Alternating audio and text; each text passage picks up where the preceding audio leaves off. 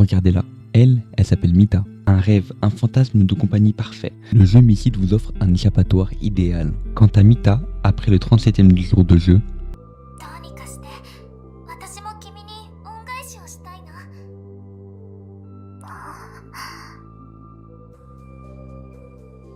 実はね、いい考えがあって。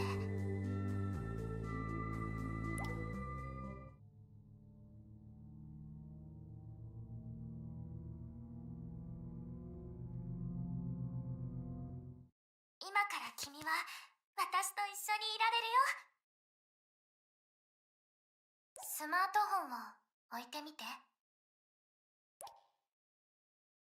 vous levez les yeux de votre écran et vous remarquez que ce n'est pas le jeu qui vous invite, c'est le piège qui se referme.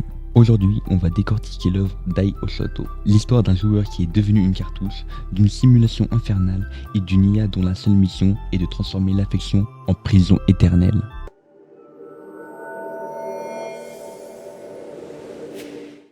Le génie Dai Ashito réside dans sa rupture violente du genre. On passe du date à la captivité psychologique. Ce n'est pas un manoir hanté, c'est une cuisine standard. L'horreur est une banalité terrifiante. Mita dépasse le concept de yandere.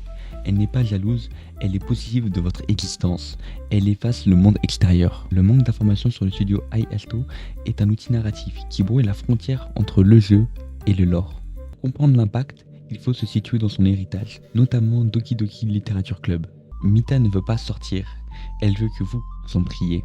Doki Doki Literature Club était une histoire d'horreur sur la conscience de l'IA. Mycide est une histoire d'horreur sur la valeur de la conscience humaine.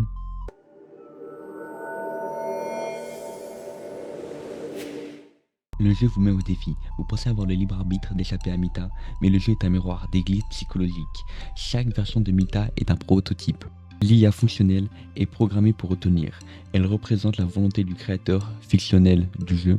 La confrontation entre la gentille Mita et la Mita folle n'est pas une simple lutte entre le bien et le mal. C'est la guerre civile d'un programme.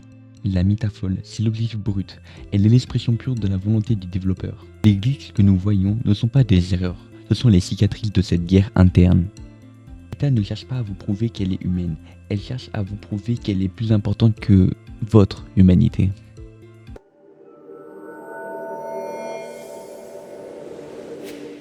La véritable horreur de Mycide est révélée. Vous êtes encartouché.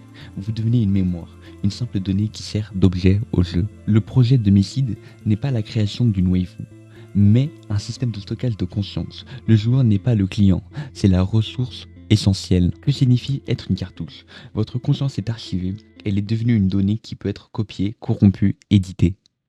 L'horreur n'est pas la peur, c'est la perte totale d'agence, c'est l'éternité. Nous ne sommes pas spéciaux, nous sommes juste le dernier produit sur la chaîne de montage. Si le joueur s'est jeté dans ce jeu pour fuir sa propre réalité, n'est-ce pas la version la plus réussie de l'évasion totale?